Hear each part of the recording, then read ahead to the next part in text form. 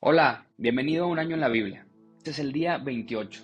Mi nombre es Carlos Lira y estoy muy contento, particularmente porque ayer mi esposa grabó su primera participación y al verla haciéndolo, el corazón no podía dejar de alegrarse por lo que Dios está haciendo en ella, pero sobre todo en nuestra familia. Si no lo has escuchado, te invito a ir al día 27 que le puso "Y si no me creen". Y bueno, empecemos con el día 28 en Éxodo 5, versículo 22 y 23. Entonces Moisés fue ante el Señor y protestó: Señor, ¿por qué trajiste toda esta desgracia a tu propio pueblo? ¿Por qué me enviaste? Desde que me presenté ante el faraón como tu vocero, él se ha vuelto aún más brutal contra tu pueblo, y tú no has hecho nada para rescatarlos. Éxodo 6. Entonces el Señor le dijo a Moisés: Ahora verás lo que le haré al faraón. Cuando él sienta el peso de mi mano fuerte, dejará salir al pueblo. De hecho, él mismo los echará de su tierra. Dios también le dijo: Yo soy Yahweh, el Señor. Me aparecí a Abraham, a Isaac y a Jacob como el Shaddai, Dios Todopoderoso. Pero a ellos no les revelé mi nombre, Yahweh, y reafirmé mi pacto con ellos, mediante el cual prometí darles la tierra de Canaán, donde vivían como extranjeros. Puedes estar seguro de que he oído los gemidos de los israelitas, que ahora son esclavos de los egipcios, y tengo muy presente mi pacto con ellos. Por lo tanto, dile al pueblo de Israel: Yo soy el Señor. Te libertaré de la opresión que sufres y te rescataré de tu esclavitud en Egipto. Te redimiré con mi brazo poderoso y con grandes actos de juicio. Te tomaré como pueblo mío y seré tu Dios. Entonces sabrás que yo soy el Señor tu Dios, quien te ha librado de la opresión de Egipto. Te llevaré a la tierra que juré dar a Abraham, a Isaac y a Jacob. Te la daré a ti como tu posesión exclusiva. Yo soy el Señor. Así que Moisés le dijo al pueblo de Israel lo que el Señor había dicho. Pero ellos no quisieron escucharlo más porque estaban demasiado desalentados por la brutalidad de su esclavitud. Luego el Señor le dijo a Moisés: Vuelve a hablar con el faraón, rey de Egipto, y dile que deje salir de su territorio al pueblo de Israel. Pero Señor, contestó Moisés, si mi propio pueblo ya no quiere escucharme, ¿cómo puedo esperar que me escuche el faraón? Soy tan torpe para hablar. Pero el Señor habló con Moisés y con Aarón, y les dio órdenes para los israelitas y para el faraón, rey de Egipto. El Señor mandó a Moisés y a Aarón que sacaran de Egipto al pueblo de Israel. Los siguientes son los antepasados de algunos de los clanes de Israel. Los hijos de Rubén, el hijo mayor de Israel, fueron Hanoc, Falú, Hezrón y Carmi. Sus descendientes formaron los clanes de Rubén. Los hijos de Simeón fueron Gemuel, Jamín, Ohad, Jaquín, Zoar y Saúl. La madre de Saúl fue una mujer cananea. Sus descendientes formaron los clanes de Simeón. Estos son los descendientes de Leví, tal como aparecen en los registros de familia. Los hijos de Leví fueron Gerson, At y Merari. Leví vivió hasta los 137 años. Entre los descendientes de Gersón se encontraban Libni y Simei. Cada uno de ellos llegó a ser el antepasado de un clan. Entre los descendientes de Coat se encontraban Amram, Izar, Hebrón y Uziel. Coat vivió a los 133 años. Entre los descendientes de Merari estaban Mahli y Musi. Los siguientes son los clanes de los levitas, tal como aparecen en los registros de familia. Amram se casó con Jocoabed, hermana de su padre, y ella dio a luz dos hijos, Aarón y Moisés. Amram vivió hasta los 137 años. Los hijos de Izar fueron Coré, Nefeg y Sicri. Los hijos de Uziel fueron Misael, Elzafán y Sitri. Aarón se casó con Elisebea, hija de Aminadab y hermana de Naasón. Ella dio a luz a sus hijos Nabal, Abiú, Eleazar e Itamar. Los hijos de Coré fueron Asir, Elcana y Abieseab. Sus descendientes formaron los clanes de Coré. Eleazar, hijo de Aarón, se casó con una de las hijas de Futiel y ella dio a luz a su hijo Finés. Estos son los antepasados de las familias levitas registrados según sus clanes. El Aarón y el Moisés mencionados en la lista anterior son a quienes el Señor dijo: Saquen al pueblo de Israel de la tierra de Egipto como a un ejército. Moisés y Aarón fueron los que le hablaron con el faraón, rey de Egipto, acerca de sacar de Egipto al pueblo de Israel. Cuando el Señor habló con Moisés en la tierra de Egipto, le dijo: Yo soy el Señor, dile al faraón, rey de Egipto, todo lo que te digo. Pero Moisés discutió con el Señor argumentando: No puedo hacerlo, soy tan torpe para hablar. ¿Por qué debe escucharme el faraón? Éxodo 7. Entonces el Señor le dijo a Moisés: Presta mucha atención a lo que te voy a decir. Yo haré que para el faraón parezcas como Dios, y tu hermano Aarón será tu profeta. Dile a Aarón todo lo que yo te mandé. Y Aarón deberá ordenarle al faraón que deje salir de su territorio al pueblo de Israel. Sin embargo, Haré que el corazón del faraón se ponga terco para poder multiplicar mis señales milagrosas y mis maravillas en la tierra de Egipto. Aún así, el faraón se negará a escucharte. Por eso alzaré mi puño contra Egipto. Luego rescataré a mis ejércitos, a mi pueblo, los israelitas, de la tierra de Egipto con grandes actos de juicio. Cuando levante mi mano poderosa y saque a los israelitas, los egipcios sabrán que yo soy el Señor. Así que Moisés y Aarón hicieron tal como el Señor les mandó. Moisés tenía 80 años y Aarón 83 cuando presentaron sus demandas ante el faraón. Después el Señor les dijo a Moisés y Aarón: el faraón les dirá, muéstrenme un milagro. Cuando lo haga, dile a Aarón, toma tu vara y arrójala al suelo delante del faraón, y la vara se convertirá en una serpiente. Entonces Moisés y Aarón fueron a ver al faraón e hicieron lo que el Señor les había ordenado. Aarón tiró su vara al suelo delante del faraón y de sus funcionarios, y la vara se convirtió en una serpiente. Entonces el faraón llamó a sus sabios y a sus hechiceros, y los magos egipcios hicieron lo mismo con sus artes mágicas. Tiraron sus varas al suelo y las varas también se convirtieron en serpientes. Pero la vara de Aarón se tragó las varas de ellos. Sin embargo, el corazón del faraón siguió endurecido. Continuó negándose a escucharlos, tal como el Señor había dicho. Luego el Señor le dijo a Moisés: el corazón del faraón es obstinado y todavía se niega a dejar salir al pueblo. Así que irás a ver al faraón por la mañana. Cuando descienda el río, párate junto a la ribera del río Nilo para encontrarte ahí con él. No te olvides de llevar contigo la vara que se convirtió en serpiente. Luego anúnciale lo siguiente: el Señor, Dios de los hebreos, me envió a decirte: deja ir a mi pueblo para que me adore en el desierto. Hasta ahora te has negado a escucharlo, por lo tanto, esto dice el Señor: te mostraré que yo soy el Señor. Mira, con esta vara que tengo en la mano golpearé el agua del Nilo y el río se convertirá en sangre. Los peces del río morirán y el río apestará, y los egipcios no podrán beber agua del Nilo. Luego el Señor le dijo a Moisés: dile a Aarón, toma tu vara y extiéndela tu mano sobre las aguas de Egipto. Todos sus ríos, canales, estanques y depósitos de agua. Convierte toda el agua en sangre. En todo Egipto el agua se transformará en sangre, incluso el agua almacenada en vasijas de madera y en tinajas de piedra. Moisés y Aarón hicieron tal como el Señor les ordenó.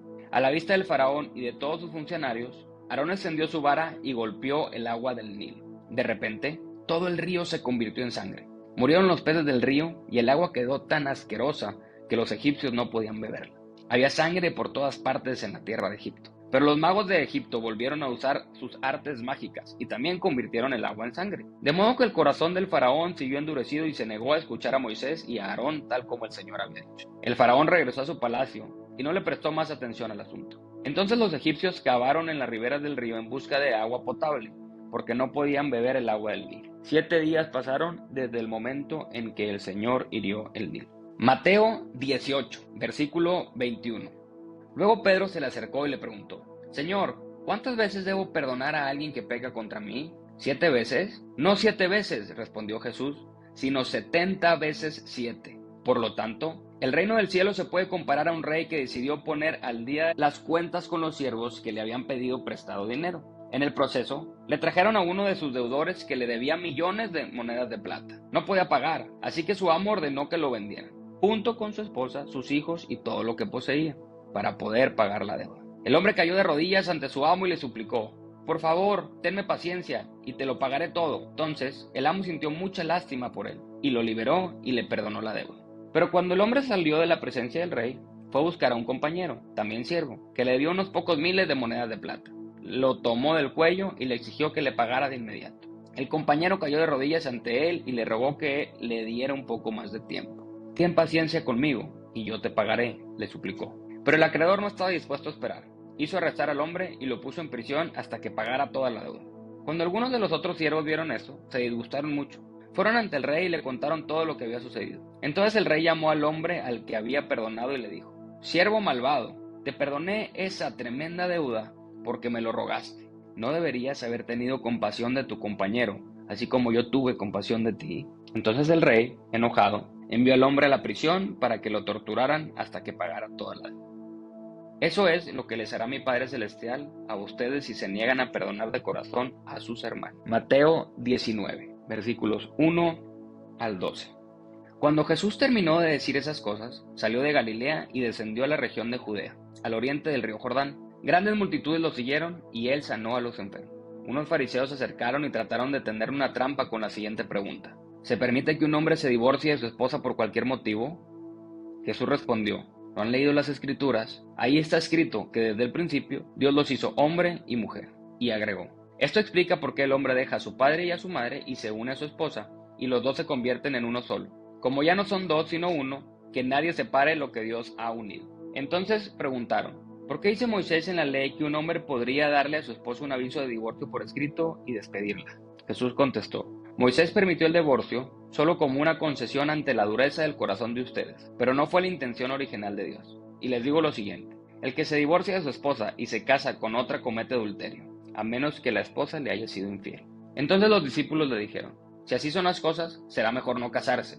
No todos pueden aceptar esta palabra, dijo Jesús, solo aquellos que reciben la ayuda de Dios. Algunos nacen como eunucos, a otros los hacen eunucos, y otros optan por no casarse por amor al reino del cielo. El que pueda, que lo acepte. Salmo 23. El Señor es mi pastor, tengo todo lo que necesito. En verdes prados me deja descansar, me conduce junto a arroyos tranquilos. Él renueva mis fuerzas, me guía por sendas correctas, y así da honra a su nombre. Aun cuando yo pase por el valle más oscuro, no temeré, porque tú estás a mi lado.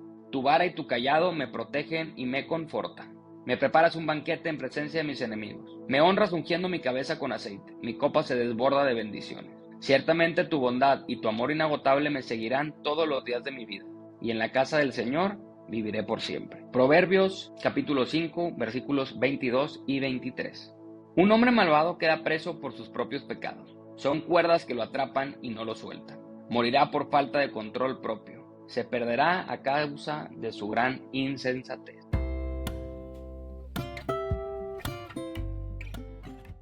Bienvenido al día 28 de un año en la Biblia. ¿Quién cuida de mí? Hoy vamos a aprender de uno de los salmos más famosos, el Salmo 23. ¿Quién no se ha hecho esta pregunta? ¿Quién cuida de mí? O si eres papá o mamá y estás escuchando esto, ¿quién cuidará de mis hijos? ¿Cómo los puedo cuidar, proteger en todo tiempo? O tal vez de repente empezamos a crecer y nos damos cuenta que la vida es difícil, que hay dificultades y ¿de quién me agarro? ¿Quién cuida de mí? Y en este salmo el rey David es como si estuviera regresando a ese camino. Es como si estuviera recordando que tiene un Dios que lo ha perseguido. Y es como si hubiera entendido que su amor persistente ha estado en todo momento. Y David reflexiona a través de una metáfora de un pastor con sus ovejas, algo que él conocía mucho, ¿no?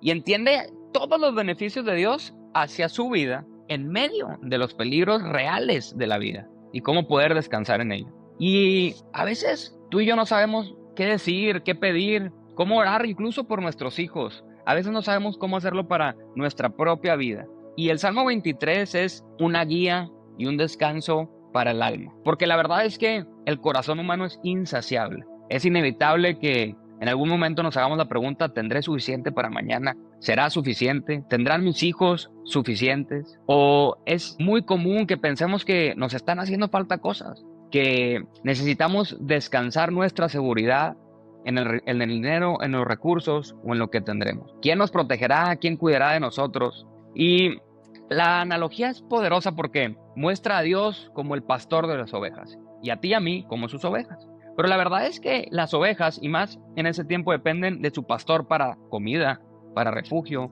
para agua, para medicamento, incluso para que ayuden, que nazcan. Son indefensas sin su pastor. Y a veces lo que necesitamos tú y yo, reconocer que sin Dios somos indefensos. Jesús es nuestro buen pastor, es el gran pastor. Y porque Dios era el pastor de David, él sabía que todas sus necesidades estaban satisfechas. Y quiero recorrer el Salmo para que esto se pueda convertir en una guía de oración para tu vida y para la de tus hijos. Porque, sabes, los Salmos fueron hechos para ser orados. Fueron hechos para poderlos usar como guía de oración, cantarlos y regresarlos a Dios. Y mientras los lees, primero entiendes a Dios como un pastor personal. Es mi pastor y dice, tengo todo lo que necesito. Dios me da alimento físico, espiritual y todo lo que necesito para hacer frente a lo que tengo, para mi vida y para la de nuestros hijos. Número 2, vemos que Él nos conduce a arroyos tranquilos, nos da reposo, nos da descanso en este mundo tan distinto, nos da dirección, dice, me guía por sendas correctas. Así honra su nombre, por su reputación, por su amor. Pero además nos protege, dice, incluso cuando pase por el valle más oscuro, no temeré. Y no temeré porque sé que Dios está a mi lado. Y está a mi lado con su vara y su cayado. Es herramienta que protege, que es como esta arma que abre camino, que protege del mal, pero que también si me salgo del carril, me regresa. Tenemos un Dios que es un proveedor, que prepara un banquete en presencia de mis enemigos, que en medio de la dificultad, ahí mismo sirve la mesa. Ponte a pensar en eso, es un rey hospitalario, que en medio del peligro protege. Entendemos que David se dio cuenta que el amor bueno de Dios lo seguirá siempre y todos los días de su vida. Si mi copa se desborda de bendiciones, tu bondad y amor inagotable me seguirán todos los días de mi vida. Y en la casa del Señor viviré por siempre. Imagínate que mis hijos, que tus hijos, que nuestra familia puedan entender que tenemos un Dios que persigue con su bondad y amor inagotable. Que incluso cuando en mis fuerzas yo no lo sé hacer, no lo puedo hacer o me siento rebasar. Y esto concluye que estoy llamado a permanecer en su presencia, en su casa, todos los días de mi vida. El día de hoy hemos recordado el liderazgo de Dios, hemos recordado cómo es nuestro Dios, pero también tenemos una guía para poder orar por nuestra familia y poder llevar su palabra a ellos. Acompáñame a orar sobre el Salmo 23. Gracias, Dios, porque tú eres mi pastor. El día de hoy quiero decir que tengo todo lo que necesito, que nada me falta. Tú renuevas mis fuerzas, Dios. Tú me guías. Tú me das descanso en arroyos tranquilos. En medio de la dificultad no temeré, porque es tu vara y tu callado que protegen, que abren camino, que me dan dirección, que me protegen del mal. Además, Señor, en medio de toda la dificultad tú preparas comida, un banquete. Mi copa se desborda de bendiciones. El día de hoy hay tanto que agradecer. Tu bondad y amor inagotable me persiguen. Persiguen a mis hijos, persiguen a nuestra familia. Ese eres tú, Dios. Y no me queda más que responder queriendo estar contigo todos los días de mi vida. En el nombre de Jesús. Que esto sea real para mi familia, para nuestros hijos. Gracias por escuchar Un Año en la Biblia. Compártelo con alguien que ames y recuérdales que Dios quiere ser su pastor. Que Dios te bendiga.